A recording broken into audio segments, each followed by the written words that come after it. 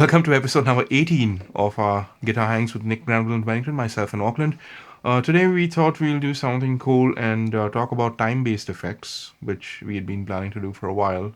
So that includes your delay, chorus, reverb, and we'll take a break from the Q&A this time because we've got a few things to run through.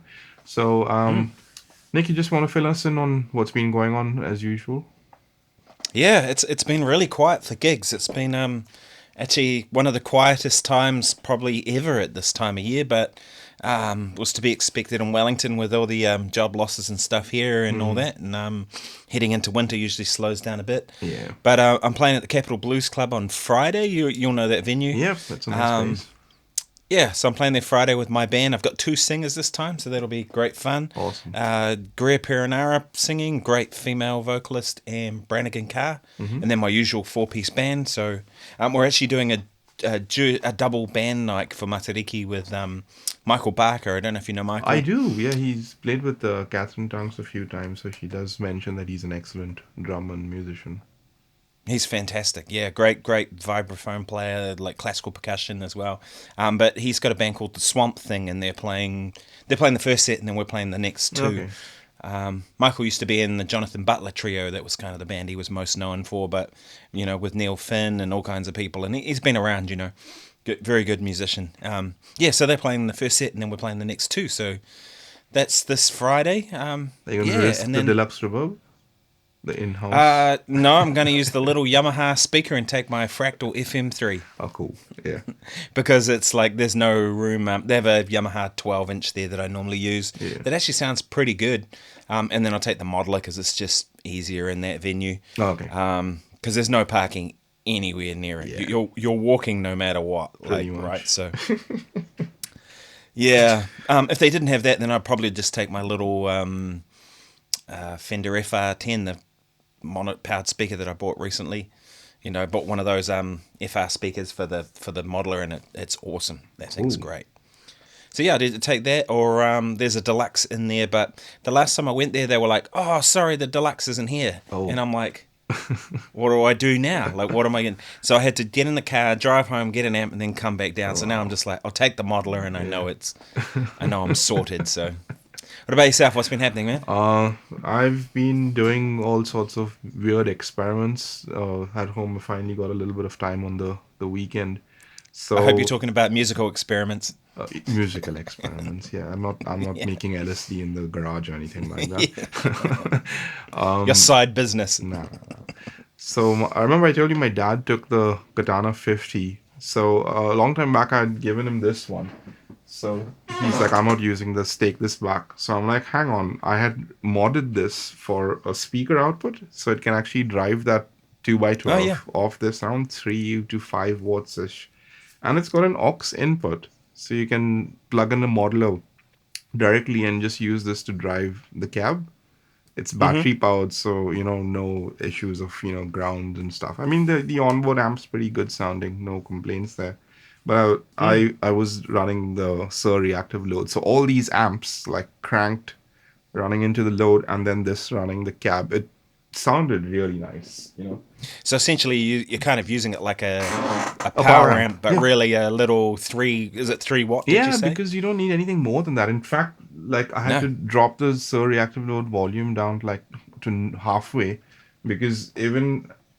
this little thing was too loud for people. Like, you can hear it in the other room and stuff like that. So, yeah. I mean, it's got the right amount of low end. You don't want it to be shy of that, but you don't want it to be too unclear or boomy. So it's pretty... When you also don't want it to be blasting you, because if you've got it right next to you in the room like that, it's like, man, I can't take loud amps like that anymore. Even at my little 20 watt deluxe, when you have that thing cranked, if it's that distance from you, it's like, it's gonna you know what I mean? If you're recording, you just don't need that. That's why Princetons are so popular, because they're kind of the right volume, 10 watts, single 10-inch speaker, and that would be even more ideal, right? Yeah. Excuse the barking dog in the background. Fine. I guess somebody's got home. Excuse my squeaking chats and need of some lubrication. And you've been using that guitar a bit, have you? The one with it that looks like This it's one got I just pulled it Glyn's. out today because Glyn posted a demo I had done for him ages back. So he made me this set of P90s, which I chucked in this guitar. And at the time, the onboard pickups, I think they were the Class 57 Classics. I thought in this guitar they were a little too dark, and I wanted some, more spankiness because acoustically, it's rings like a bell. So that wasn't coming through in the pickups, and then he put in these P90s, which can get a little humbuckerish if you do want that. Here's your Oh, yeah. bridge. Let's unmute that. Bring that back a bit. And you pull the tone knob back to around 3 or 4. It's a bit too dark, so maybe just around between 4 and 5 now. And then this is around 6-ish. So around there is like a PAF on, full, the tone wide open. So anything between 3 and 6 is, where I like to live on that. And if I wanted wide open and then pull the volume down.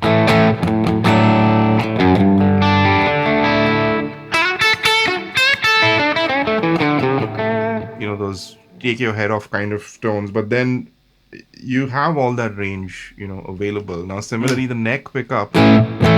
In fact, when he did that, I think I swapped the neck pickup first and I kept the bridge humbucker. And then the neck pickup sounded so good, I was like, I wonder what this bridge pickup sounds like. So then, it went back and got the bridge changed as well.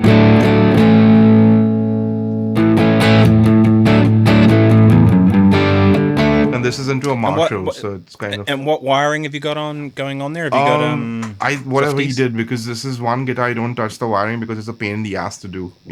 And getting to it is So because I noticed when you turned down, you didn't really lose too much top end. So. Yeah, I reckon he may have left the 50s that I think I had initially. The usual 50s, 60s. I don't know. I should actually ask him what he did. Because even I was thinking the 500K pots may be a bit too bright for P90s, but apparently they go fine. Yeah. Because sometimes, totally not. Some guitars use the 300s or the 250s just to darken them out a little bit. So I should show you my Porried Smith. you should. Give me 1 second. I'll just get it.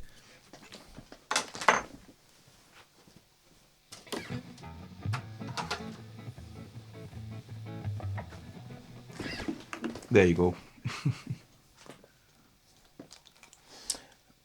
I don't know if you've seen this guitar before, but No, I haven't, this was actually. my Porried Smith that I bought 20 to 25 years ago. Okay.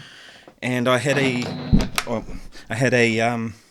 1970s Stratocaster. Okay. And I had a Music Man guitar, a Sabre, which was fantastic. And at the time, this guitar came up for sale, and I love P90s. I think P90s are great. Yeah. They push the amp in a certain kind of way that a humbucker doesn't. But this guitar, there was 2 of them came into New Zealand, and at the time they were about $11,000 or $12,000, so they're really expensive. Yeah. There was a red one and a blue one, and the guy that owned the shop bought the blue one, and it was the better of the 2, and I was like, God damn it. And then some years later, he rang me and he goes, I'm going to sell the Porried Smith if you're interested in it. And I was like, yes. I traded in those 2 guitars plus a whole lot of cash. And I got this for $6,000, which at the time was painful. Yeah. But it was 3 P90s. I had the idea that it would sort of be like a Strat, but a Strat on steroids, because P90s do push it. And I've just had it rewired because it had been mucked with by a Is few the neck different people. maple? The neck is maple, yeah. Oh, yeah. It's just a very, very worn maple. It's got no finish on the back, which I like to do with guitars. It's virtually raw wood. And is it then there's a bolt-on lot of or wear. glued in neck? Glued in neck. Oh, okay. Yeah. So that's- It's I put the strap button there at one point. And that one there, I chipped it, so I just sanded it because it was really rough and it kept catching on jerseys and stuff. But it's like a.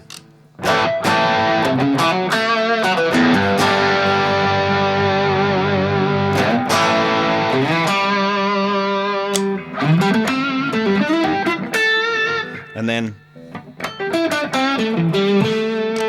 That's cool. like a sort of a strat. So it reminded me when you went to that middle pickup of that. I thought the middle pickup had that sort of out of phasey type thing, Yeah. which is what this does, you know. Yeah, very different kind of instrument. But I love P90s. I think they're really great. And yeah, yours would be a lot. I think Glyn makes his more traditional. These are quite hot. These are about 10K each. Oh, okay. They're ceramic magnets, so they're actually pretty hot. Yeah. I'd love to get a set of Glyns in there. I reckon they would sound better. Yeah, I really like vintagey pickups. Yeah, I think he got the neck pickup like pretty low wind. I think I may have asked him for a little bit more, windings Clarity. on the bridge, just to get them to balance out. And like I love that video that he put out the other day where he talked about how he designed the neck pickup to go with a humbucker because he wanted more clarity in the neck pickup, and then he liked the neck pickup so much he had to make a bridge pickup to go with it, which is the setup you've got right there. Yeah. So And I think I was one of the first to get the humbucker-sized ones because I asked him, "Is there such a thing as a humbucker-sized P90?" He's like, "Of course there is. I'm making one right now." So yeah, the in-betweens are really nice as well, especially with the neck a little bit more than the bridge.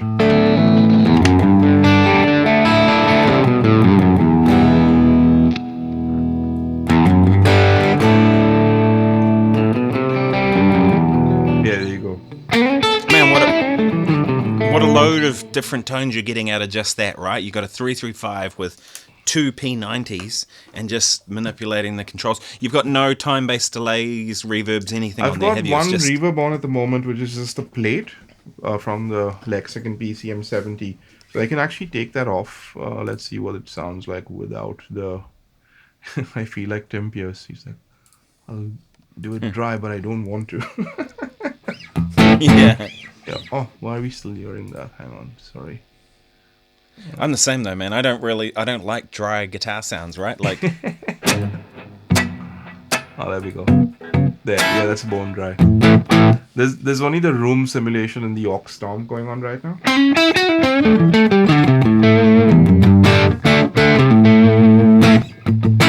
So actually with the room I don't really mind it. It's not as, in your face dry. Yeah. You have a little bit of width there.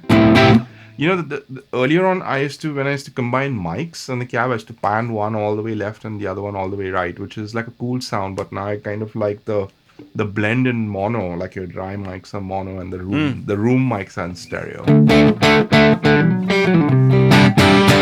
And you said you had a plate reverb. Was that inside the aux?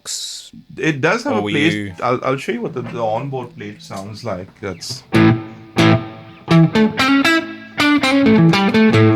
But that's definitely usable. That is usable for sure. But that kind of sounds like a blues kind of. It would be really good in a blues track, like an old school blues. There's a couple of ones actually. One's just this plate, but then there's this preset called Tile Room, which apparently was used on a ton of records in the 80s and early 90s. Slightly drier, but very lively sounding. At least that's how I've tweaked it. It's got that bright initial attack like tiles would have, right? And there's a couple of parameters you want to definitely get it. One is the decay time, obviously, is how long the reverb trails. That's the main thing. Sometimes it's tied to the room size in some reverbs, and sometimes it lets you, do it separately. So you have a big room with a shorter decay time. The pre-delay is very important. That's like the onset of the reverb itself. Yep. It creates a bit of space between your guitar and the reverb trail. So you get a little more clarity that way. So I normally tend to set it anywhere between 50 to 100 milliseconds on guitars. Like on snares, sometimes I'll time it. So like, you do like a 16th note, something like that to do a rhythmic thing. But generally on guitar, I just like, listen to what it sounds like.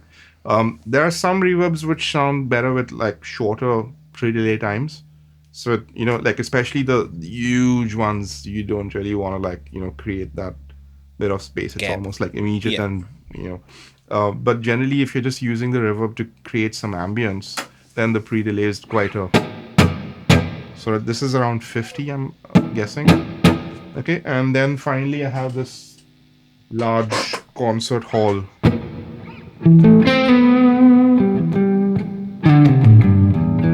And which you can actually exaggerate the mix if you wanted to.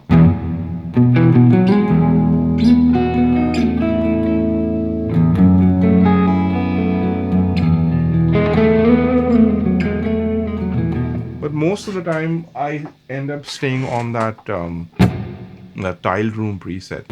That's like my most commonly used one. If I want That's a cool. slightly longer one, I'd go with the rich plate. So like 3 presets, the 3 buttons. It almost sounds gated, like it's going to cut off at the end. It could be the algorithm on Google Meets that you're hearing as well. Ah, yeah, right. So Be- what's your favorite reverb pedal if you had to choose, like in a pedal format? What would you say? Like let's go budget. So you've got a budget of $200 or less for a reverb pedal, and then you've got 200 to anything. What would be your two picks? The first thing I'd do is go to reverb.com because the pedal I like is not made anymore. It's an old Digitech Hardwire RV7 With the and Lexicon reverb in it? with the lexicon in it. It just always Really sounded to me good. like the reverb I wanted to hear. And they also have another one called the Polara, which is the same algorithm. And there I don't was know that one. one called the Supernatural, which was a spin-off from that Hardwire series, but it doesn't sound, at least to me, as nice as the RV7. So the RV7 is to me. Let's have a look right now. We'll go on Reverb. It's funny, I've heard Mason Marangella from Vertex Effects also saying that that's his favorite reverb, That's and I was because like, Mason used to be a me too. regular on the Huge Racks forum, and that's where the cat was let out of the bag. Hardwire So I wonder RV. how much you can get one of them for. Like, is Not. that what you're looking up now? Yeah, I'm just looking at the prices. Hang on, we need to find. Otherwise, you tell it to Bit ship of to a New wife. Zealand, and it's slim pickings. So you. There you Yeah, go. So it's the around. shipping will cost you more than the Yeah, pedal. I think the cheapest I'm seeing it for around is around 215 US, which is not a bad price. I mean, your average, Strymon will cost more than that. So that's your 200 plus, really, isn't it? By the Yeah. time, because On by the time you can currency conversion and shipping and yeah, probably maybe GST, depending. yeah. On the cheaper side, the MXR one is quite nice, but the RV7 has a shit ton of headroom, so you can actually hit it with a line level effects loop and it won't flake out. And Really? yeah, and it's got an analog dry path, which is to me like what uh, it's all about because very often they will actually digitize your whole signal, run into the reverb, and you keep on adding all the conversion stages. You put a whole bunch of digital pedals. It's like the true bypass of your. Now it's gonna be like analog drive through because then you don't get your latency adding up. So the MXR one is a pretty decent one. And the Strymon stuff, the Blue Sky, Big Sky, all that stuff's really cool for They're the expensive though, eh? They're on the plus they are. side of 200. And have to say the HX Stomp, the reverbs have radically improved over the last few OS upgrades. Initially they were like nothing to write home about. Um, Still no, like for like a Black Star Blues gig, I've got the reverb from the old Boss SE70. It's just stays on that one preset and it stays on, and then I add in delays from the HX to make it bigger or whatever, that sort of thing. So if you're looking at these giant, Eventide style reverbs, then the H9 has got some cool stuff as well. I'll show you a couple of reverbs on the Eventide, the H3000 here. So one of them is this thing called Breathing Canyon, which is like this big ass lush.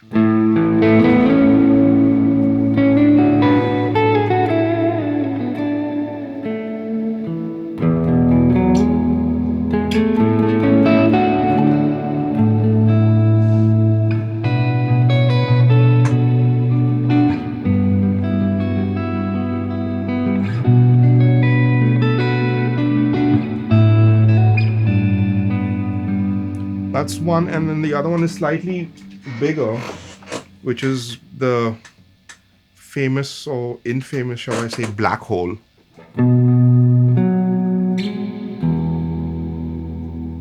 You just have to wait a long time between. Really nice for movie score stuff, you know. You don't really have to play a lot, and you plug in the nylon or something like that, and it's like it's easy to make some cool stuff with it. So those are the big reverbs that I wouldn't normally do that from the lexicon because that eventide does that sound so nicely. Now, if I do want to make it, big and floaty, I wouldn't really be adding a ton of reverb most of the time. I go for like the stereo delay thing. So now, like we were saying in the reverb, the actual the tone of the reverb itself, like dark reverb, bright reverb, is the same thing like with the delays. So like with a brighter sound, I'd use generally a darker delay and vice versa, just to create some kind of separation. But most of the time, it's this echo setting on the Lexicon MPX one, which is like a tape echo kind of a thing, and then you can roll off the top end. There's a couple of things they do actually. One is called diffusion, so it's kind of like reducing the transient attack of the delay itself. It's more like when you put some air between the source and your ear. That's kind of what's happening. Each the repeat is getting diffused, and then you can take off the top end on it as well. So I've got that on an expression pedal. So if we look at, like, say, can you hear that in stereo? So I don't know if it's coming through. Out mono. Yeah, but the recording should have it. Hopefully, the recording hopefully is in stereo. So left I've got a quarter, a dotted eighth, and right I've got either a quarter or an eighth note, depending on the tempo. But that dotted eighth versus the quarter it creates this cool rhythm. And the thing is, like, in the track you don't really hear it as rhythmic delays. You just hear it as space. So like.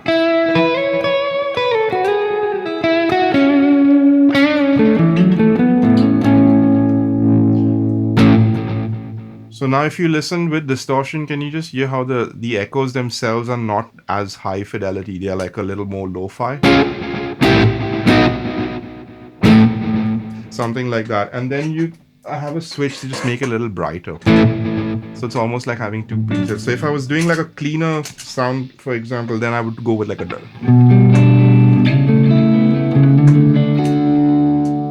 right? So that's one of them, and the other one is a modulated delay. So the delay itself has got some chorusing on it.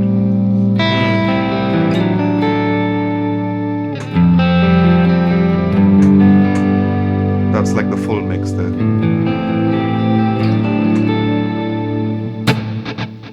But what I did in this case is there's a cross feedback between left and right. So as the left decays, it feeds into the right, and vice versa. So you get a more complex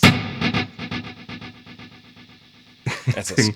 Going on there. So between those two, the modulated one I'd use generally for cleaner sounds, not so much on distortion. And if I did want like the whole thing to be like very modulated, then I just kick in the detune from the SPX90. I'll come back to that later, but that's kind of super wet sounding, So one more thing I do from the MPX1 is this slap, which is really good on like blues tracks. So you've just got a very short but dark delay. Repeat. I'll tell you what the timing is. It's saying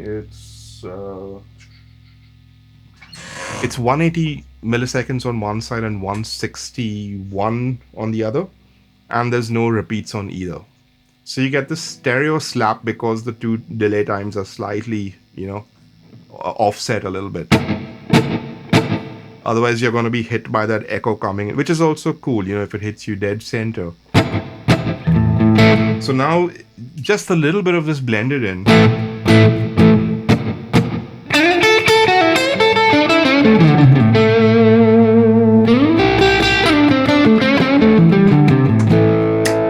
Classic sound of rock and roll blues, right? Slapback. It's also cool for like these rockabilly style things.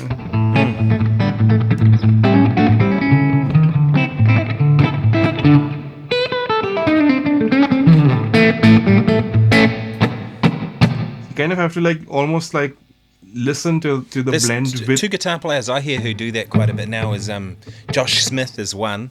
Josh is right into that kind of slapback thing, and the other one, surprisingly, not really a blues guy, but uses that slap a lot. Is Oz Noy. Oh yep. I hear Oz like pretty much leaves the slap on the whole time. You know, it's pretty cool. And so two reverbs for me, I would go with a Fractal FM3, which is a total overkill reverb. Yeah. But that has some of the most killer reverbs you'll ever get. But just a reverb unit. That's my post 200. Yeah. My sub 200, I would go TC Hall of Fame if you can find one. Usually you can find them for under $200 secondhand or around the 200 mark, and they're a really good reverb with a lot of sounds. The only problem, I've had 3 of them now. The input jack for the power supply, where the power supply comes in, those break like all the time. Okay. I've had them replaced a lot, but you know, if you have it in a pedal board, it's plugged in once and you don't. Yeah. I often use it and I'll set it on top of an amp and then plug it in and unplug it, and they've broken a few times. So, but those Hall of Fames are really good. They're a good reverb. The church reverb church setting, I guess it's some kind of church space, just lush. So I do a similar thing with delays, but my delay thing is, so this is out of the Fractal. So I've got reverb, but I've also got echo, and usually what I do is I like my reverb on the darker side too. I don't tend to like bright reverbs. Most of the time I find the darker reverb blends with my notes better than a really bright reverb. Yeah. But if I use a bright reverb, I'll do an effect like what you did with that tile thing, you know. But delay wise, I pretty much what I'm going for is I want 4 repeats. You only just hear that 4th one. And then when you play, you don't really even notice it. But you notice if it's not there.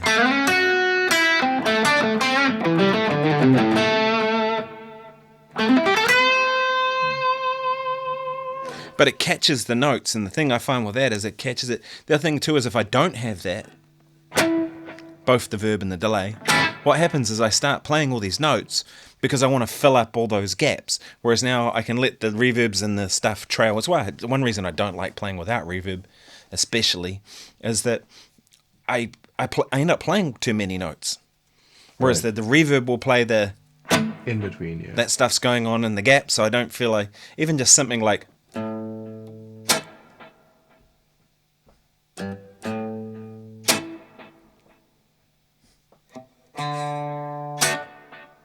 I'd be very tempted to do something in those gaps if I didn't have that reverb and delay kind of there, even though they're not in tempo. Here's a question for you. Would you use only delay and not reverb? Only if I was going to do that slapback sound that you just did a minute ago. Yeah. That's one I really like. Otherwise, I pretty much always have reverb on. The only time I really like it bone dry, and I can't really do it now because I'm not set up for it, but is like a funk guitar thing. Right. To me, funk guitar is way better when it's like, not bone dry, but almost, you know, just a really, like a 1 second delay and 2% mix or something. And then you get, because you see, if I can't really turn it off now because it's back over there, but if I go,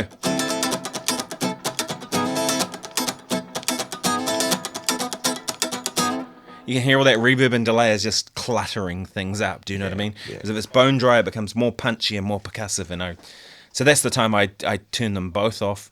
And the only other time, like I said, is delays would be if I wanted to do a slapback, like a rockabilly thing, like what you were doing. Right. And what's your take on spring reverb? And amps? Yeah. Or just generally? Or generally.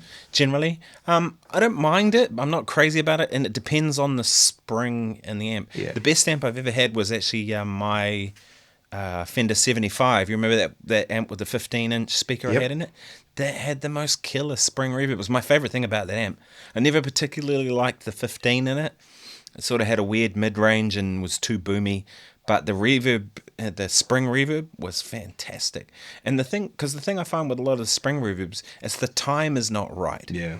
You know, you'll turn it up and it's like it gives you an amount of reverb, but you can't adjust how long or short that reverb is. So what you've got is what you've got. And if it's not set where you want it to be, like generally too short or way too long, you're stuck. Yeah. Do you know what I mean? So, I mean, I like the digital emulations of them for that reason. I was going to ask, but like, Also, which digital emulation do you? I mean, apart from your Fractal, are there any pedals that do a good spring reverb? yeah, the Hall of Fame is one of the better ones I found for it. Although I don't tend to use the spring reverb setting on there because the church reverb setting on there is just lush. You know what I mean? And the church reverb really sounds good above the 3 second length, maybe 4 second like long. But if you turn it down, it's still a really cool like turn the length down. There's a couple I've tried. There's one I tried. I remember trying it in Los Angeles, and it's about this big, and it's got two actual springs inside it, and some kind of pedal, and that was really cool. Until someone drops something on a pedal board, and then it goes, you know what I mean? Because it's real springs. But generally, I go for more of a hall or a ambient kind of sound.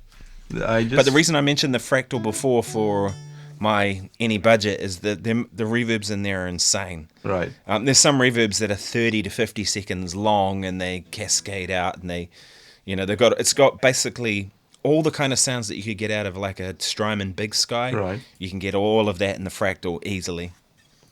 I was just watching this episode of that pedal show, and one of the things they said is that they haven't really been like really happy with any of the digital spring reverb emulations, and they were trying out a bunch of pedals which had actual springs in them, and they were like getting better results.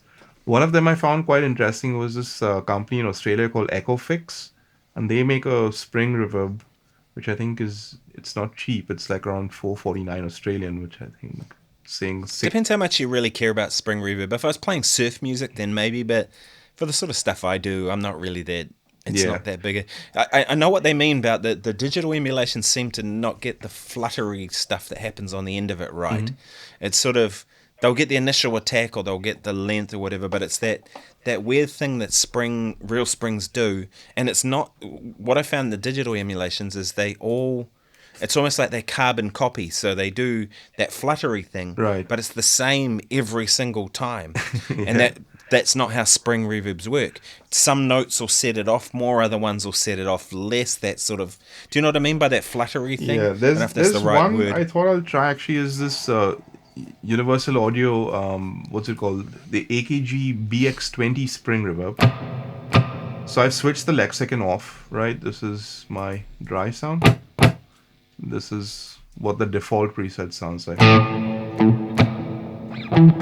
It seems like way too long compared to any spring I've played. But it doesn't have that fluttery thing on the end. Do you know what I mean? That's I have a feeling that this was a or at least studio. From what I'm hearing, it was a studio unit. So it's got some tank select and a bunch of parameters, but yeah, it doesn't really sound like a Fender, spring. To at least to me. The London plate and the Fractal stuff is really good too. I tend to like plate reverbs. Yeah, I love plates. Which was one that I actually stole that from Leon Todd, because Leon, that was pretty much his go-to, and now I think he uses the golden plate as his main one in the Fractal, and that unit, that reverb I should say, is one of the. I like plate reverbs. I reckon they're great. Yeah. We did a record at Capitol Studios in Los Angeles with Roger's band. Some years ago, and they actually have a reverb room underneath that studio. Yeah. And if you're aware of that, but they can't use it anymore. It's been ruined because there's a UA plugin of that. I think they went to that place before they shut down and they modeled it. So it's still there. They still have it, but they literally dug out the ground next door to it and put a car park in. Let's see what this sounds like. That's there. It's a bunch of different mics. Oh, and they've got... That's actually quite a nice reverb, but it doesn't remind me of a spring. No, it's not a spring. This is the Capitol chamber. The echo is this the Capitol one? Yeah, at Capitol Studios. So I'm just going through a few different... let's see what... I mean, the mix is way too much. They always come up with like really wet mix, and then you have to...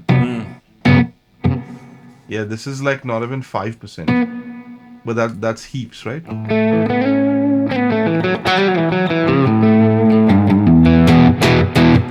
mean, if you want it to sound like Dick Do you Dale. ever find that though when you go into a music shop and you try a new pedal or whatever, your first instinct is to turn everything up to see what it does? Yeah.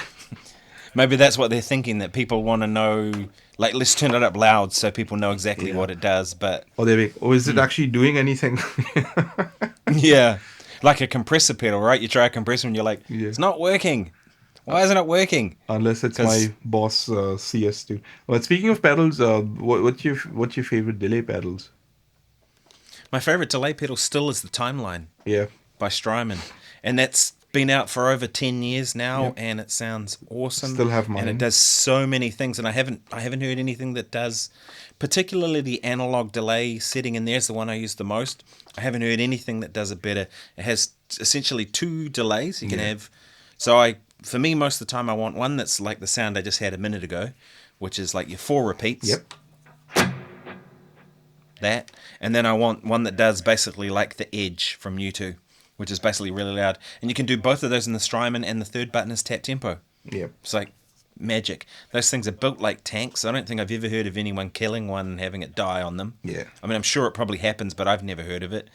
I think they're a winner. I'm hoping they'll reissue it actually, because They they never just, went I out think of they production, just came did out they? with a.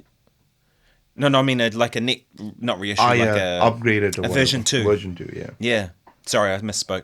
Because they just came out with the Reverb not too long ago, like in the last year or something. The Big Sky got an upgrade, so I'm like, well, the timeline's over 10 years old, Yeah. you know?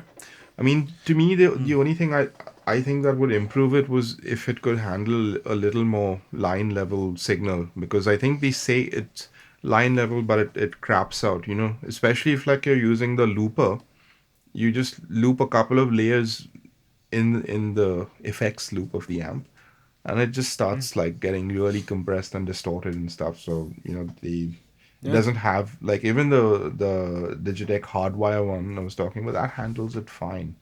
So the whatever. Yeah, I've never run line level through them. What you're coming out of your computer into it and No, back no, in? I'm Is just that saying what in you the do? effects loop of an amp, most of the older amps, I think even my custom audio has got a healthy line level loop. You know, otherwise what Ah, manufacturers have been doing over time, especially these days, is your preamp then goes into the effects send, and then the return goes into the power amp, right? So normally yeah. your preamp level is actually quite high in terms of output. So what they do is they pad that down, send that out to your pedal effects, and then you come back in, and then there's another stage to bump it back up. So you're actually doing this and coming back up. So that whole thing, if you actually use line level effects, doesn't happen. You actually send the full preamp level into the effects unit. Exactly, like a rack unit or something where you'd Exactly, want. because the Yeah. rack stuff can handle some serious, levels. Line level. Yeah, and the pedals, some of them do. Like even your Eventide, what are those ones called? The pitch factor and time factor and all that. Those would handle problems. There's very few pedals that actually do handle, and those Digitech ones are one of them. But apart from that, the timeline still's got some great sounds. In fact, like that ice setting, I managed to dial a really nice Yeah. one over years. As a friend of mine, I copied the settings into his timeline, and he was really happy with it for like, he used it for years. And he calls me randomly one day, and like the most distressed sound in the voice. Man, something really bad's happened. I thought like, there's been a death or someone's had an accident or something. He's saying, I wiped out those timeline settings. You've got to do it for me again. Can you send it back again? Yes, so like I FaceTimed him and we did it slowly. That's the thing about the timeline as well. You can't really share presets. You have to, manually do it. But there was one software that they had called Nix or something like that. So that kind of let you screenshot it clearly, all the parameters, and then you could just, send those pictures across to people and they could, do that. Yeah, still one of the best ones, I Yeah. reckon. I like the Keeley Echoes. Yeah. ECCOS. That's a really good delay pedal. Was sort of the predecessor to the Halo Yeah. that he I did. had to mention Sort the of a- Halo, yeah. It's a great sounding Yeah. one. Yeah, definitely. And actually, in the Fractal, they have one called the Aurora, a setting in one of the multi-delays. Okay. Just basically a Halo rip-off. It's exactly Oh, the exact same thing. that's cool. You know, with the multi-taps like Andy Timmons did, and And I use that one a lot. It's a really good sound. Yeah, I think the Halo But yeah, also they pulled it from Andy Timmons's timeline settings, which he used to use. yeah, no, apparently I remember seeing an interview with about it, and he used to use two Memory Men. Memory Man pedals, yeah, but they were super unreliable. So that's what they were essentially going for. But whether they created that from the timeline or not, I don't know. But maybe he created the Memory Man to the timeline, and the timeline It just evolved to the Halo. into the Halo. Here's another sleeper Yeah. one, the MXR Carbon copy. I don't know if you ever tried one, but They're great. that's never left my I board. like the bright one better. Do you like the bright No, version of it? I like the dark one because it's so dark, and there's it's a so reason why. Like let me see if I can put it on it. It's there on the board, but loop number 5, Kick in the Sky. Oh, sorry.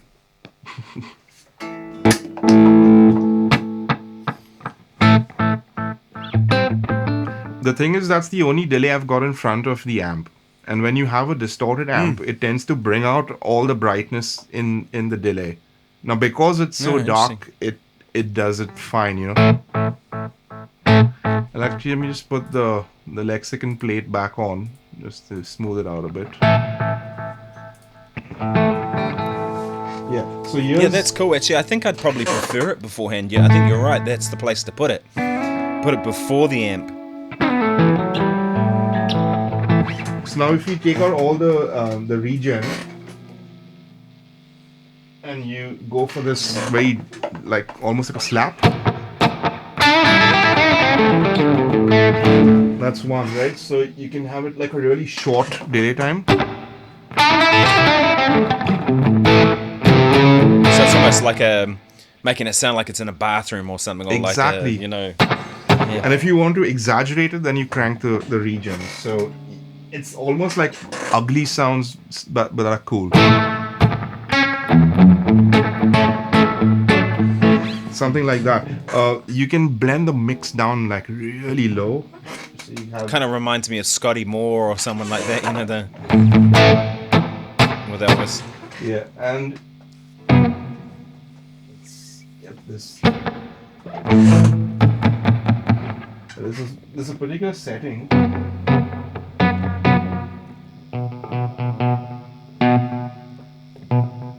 Yeah, it's almost like a dotted eighth.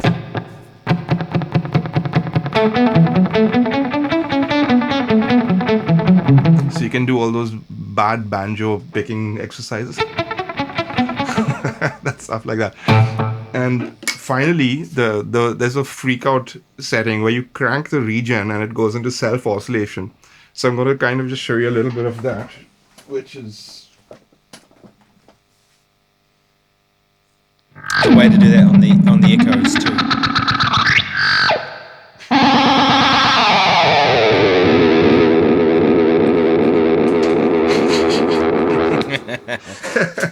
and the number of times I've used there's a song on a Black Sabbath Blues album called It Might Get Real. Instead of a guitar solo, I just did a freak out delay solo. It was good fun. I was going to say that sounds better than all the other sounds you made from it, right? It's just that's so much. I love that kind of stuff. Yeah, there's a on the Keeley Echoes. There's a 2 buttons, right? It's a small pedal, but it has an on-off button. It has a tap tempo. If you hold the tap tempo, it basically ramps up the oscillation to self-oscillate. Right. But you have to be super careful of it because it doesn't. There's no break. There's no stop. It'll go Goes through nuts. till it Yeah, destroys something. You know, like blows your amp up or something. But it's quite cool. You play a chord on the end, then you hit that, and you hear it going, wah, wah, wah, wah, wah, wah, and then just let it kind of tail off. You know. Speaking of the timeline, cool you've feature. ever used an expression pedal with it? I do. Yeah. I really like using an expression And pedal with what parameters do you control? it. Usually, I've sort of messed with a little bit with delay level and delay time. Those were the main 2 that I did. Delay level just because, you know, I'd kind of back Blend it it off in. and have it kind of, and then go slam it forward.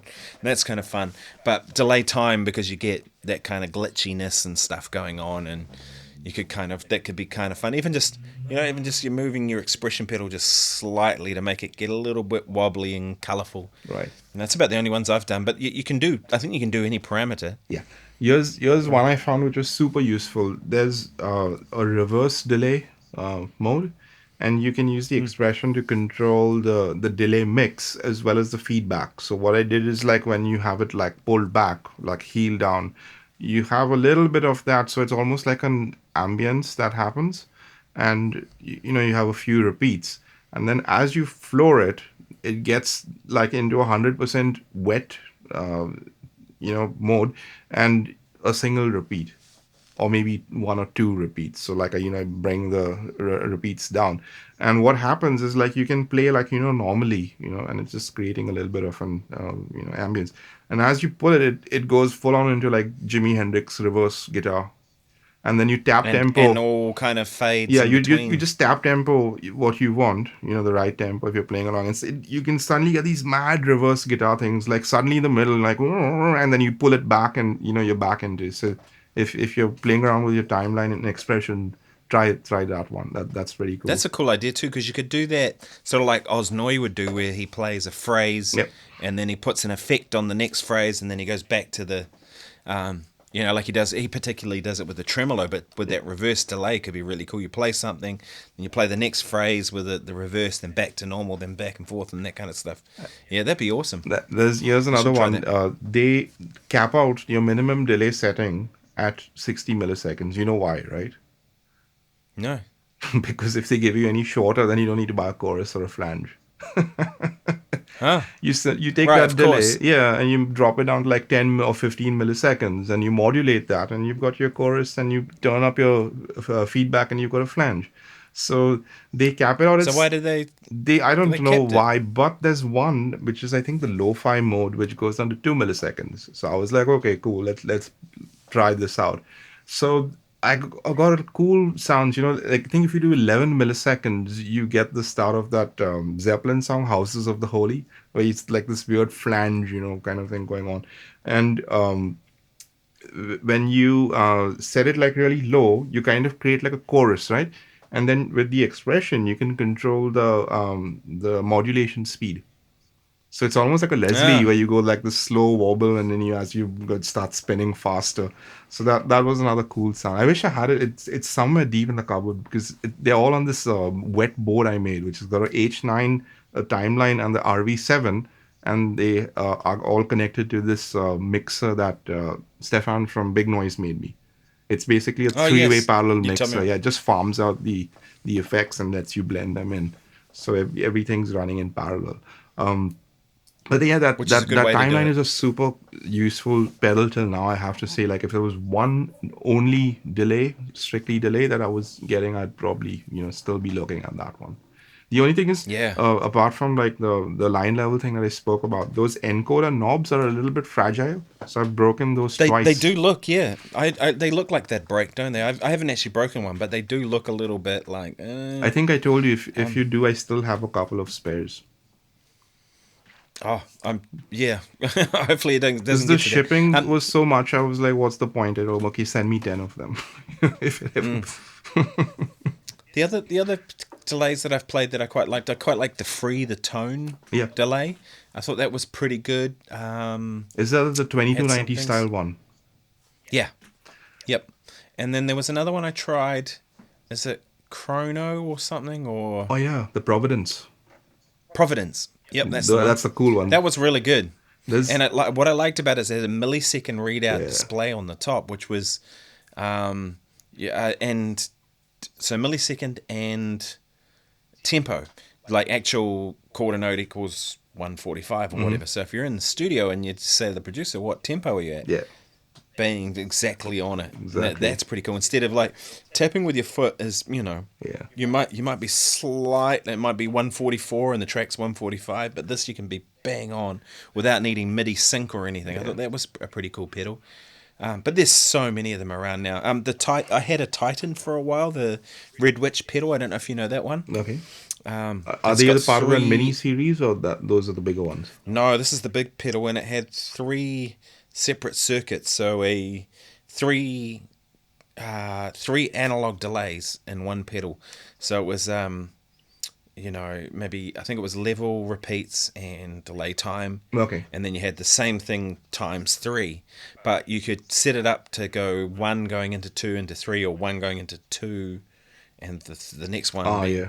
just threw in all kinds of things like that, and so you could get some very unique kind of sounds. It was pretty cool, and yeah, that Ben's a pretty clever guy. Yeah. Completely analog, so it definitely had that kind of sound. But I don't know. To be honest, the best analog delay I think I probably have heard, if I was ever, not that I was ever going to get one because I don't think I need it, but I think the carbon copy, like you said, Yeah. is probably the best for that. For the money, yeah, you can't beat it. I mean, if you do want to get like into tap tempo and stuff, there's a Sir Discovery, which is a great pedal, which is 100% analog, but digital control. What is it going to say? The carbon copy itself, and you crank the mix. The most you get is 50/50. And I wanted to use it as an outboard effect, like while you're mixing and stuff, send stuff to it. So So you want 100%, yeah, right? exactly. So I contacted the guy who actually designed it. His name is Bob Cedro, and he very graciously replied, "It's like there's one resistor over there. You got to just lift the trace over there." So I put a little switch. Mine's got, you just hit the switch and it goes 100% better. It just kills the dry path. So it's quite useful sometimes when you just want to use it as an outboard. So why did they put it in if you can bypass it that easy? Did they not think anyone would want more than 50%? More than 50%, yeah, that was the whole thing. Wow. Okay. Because I guess they were only thinking of it used for guitar, right? Yeah, pretty you could much. use it for I anything. mean, they could right? have just put a little small switch, but again, that Yeah. risks people hitting that switch and go, "Hey, why isn't my dry?" Or an internal dip switch or Yeah. something. But then they probably figure, well, so few people will last for it that we won't bother. Or save them money or something. on most of these digital pedals, there's a thing called the dry kill, which just enable that. There's another delay I've got at the back, which I haven't really, because I've just been so lazy. Is the Boss SD 3000, the 3000D, should I say? And just plenty of my favorite guitar players have used that, from Eddie Van Halen to Gary Moore. So I'll be keen to listen, especially on distortion, because the thing is, like, the right delay can actually affect the texture of a distortion quite dramatically, especially if you're Totally. blending Yep. in plenty. Because sometimes you think you'll have a really scratchy sound, and you put a nice warm delay behind it, and it just like totally transforms that into this nice lush thing. It kind of uses the scratchiness and creates this warm blanket behind or something like that. So you have this smoothening effect. That I figure that very early. It's like, oh, if Have you ever tried one of those? It was a pedal that was around. They were really popular for a little while, and they were cheap and nasty, but they were actually sounded really good. Was the Bellcat? oh no, I haven't you seen. remember the No, I haven't Bellcat? seen those. No. The Bellcat was really popular here for a while, and they were, I think, because you could buy them for like $60 or something. Okay. Like they were almost nothing, but they were an analog delay pedal that was really, really a pretty good analog, delay pedal, and you'd see them everywhere because they were dirt cheap, and yet they did a good job. And I remember going and seeing a dub band play at the Newtown Festival in Wellington one time, and their engineer had one on the mixing desk and had patched it into the mixing desk and was the dub delays out of this Bellcat Yeah. analog delay. And I thought, well, that's when it, like, the engineers are getting into that kind of stuff and Yeah. bringing it to gigs. Yeah. They were really good. They were a good pedal, but yeah, I had one for a while and I don't even know what happened to it. I might have used it to hammer in a nail or something sometime. Did you ever get along with the Boss DD3? I had a DD3 that was Yeah. probably my first. I had a DD2 and then a DD3 back in the day, Right. and they were both really good. I thought they were really good. I I remember, like, the first time I played Yeah. something and I heard an echo and I was like, wow, this is such a I was probably like 14 or 15. I remember thinking, this is the coolest thing ever. It's like delays, you know what I mean? Because my first pedal wasn't a distortion pedal, it was a DD2. Okay. And then I had a DD3, and a friend of mine's got a DD3 that I've borrowed a bunch of times, and they do sound really good. And now I think they're up to DD7 or DD700 or something. Yeah, Like, no, there's a a heap of them 500 I now. know for sure, but because I remember my brother had one. I think he may have had one of those late 90s or early 2000s, and it was just like a very uncolored delay. Whatever you put in came out, pretty much the same. But they did have a sort of a warmth. It wasn't, some digital delays, because they're, high bit rate, would be an exact carbon Exactly, copy yeah. of the sound. Whereas they definitely took I mean, it wasn't much. It was as close as digital could get to an band. actual delay, but they didn't have the resolution to. Right. So apparently the Yeah. early ones were closer to the DD2s, and those are like the nice sounding ones. So maybe I don't, have one of the nicer ones or Yeah, I'm whatever. trying to think what my friend Chris has, which was either GD2 or D3. I think it was DD3, and I Yeah. borrowed it for a little while. I remember being like really impressed and thinking, wow, okay, But Boss has done some great delays over the years, Yeah. and reverbs too. There's an SPX. What was the SPX or something? That reverb rack unit they had. The Yamaha SPX90. Was that the Was it one? Yamaha? Was it? I've got one in the Was it rack, Yamaha? which is a great sounding. But I use it mainly for the detune on it. The reverbs are okay. I mean, nothing to write home about. But I guess in the right context, you could get some cool results. But here's what the detune sounds like, just by itself.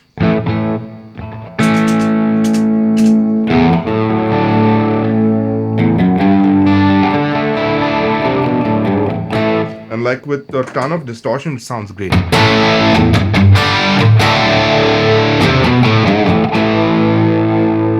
Let's do a little bit of the.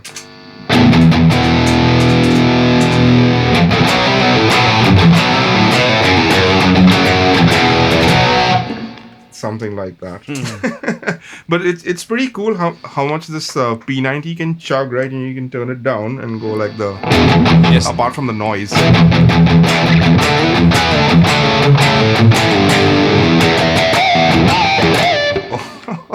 You just got us a copyright strike on that riff before. Oh shit! Never mind. Yeah, no, don't matter.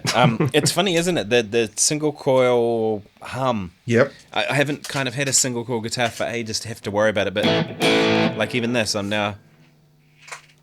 Yeah. Hopefully you can hear that, but it's like something you have to think about. And with P90s, because they're bigger and the whole coils, they seem to be the worst for hum. Exactly why You know, it's if very anything's- hard to use this guitar live unless I'm playing it on the cleaner side. If I was doing like a mild bluesy crunch, and then it's fine. But if anything like requiring some more high gain, not a viable option. My favorite sound out of a P90 guitar is the two pickups right in the middle, Yep. and a clean sound that's just pushed a little bit. That's a glorious thing, especially for like blues or stuff like that. It's a great. I blues should stuff. try it into the Bella. Maybe on another episode I can do that because it does sound really nice that way. And getting it just at that point of pushed and on the middle two pickups. Yeah, I Yeah. reckon that's pretty lush. Yeah. Well, I'm just thinking we're just about an hour. We should probably sign out. Yep. But, people, if you got any questions, fire them through. We'll do a Q&A. Maybe not next time, but sometime very soon. Yep. And it's been quite cool to actually to talk about, take a topic like this. So if people have suggestions if you've made it this far, Yeah. firstly, give yourself a pat on the back for listening to our nattering for that long. And secondly, give us some suggestions about what you think a topic we should talk about. Yeah. Is it, someone asked me the other day if I have a comfortable seat. That's not a good topic for us to talk about. Let's talk about some cool guitar stuff. Yeah. Like, we don't need to talk about guitar straps or what type of tech you use or whatever. But we can get into some nerdy guitar stuff if people want. we So can- let we us know. I can mean, get you've got as- Warren here. As deep into the weeds as anyone wants, and we'll be happy to That'll do be that. cool. Cool. See you guys soon. Thanks, Nick. See you guys next. soon. Bye.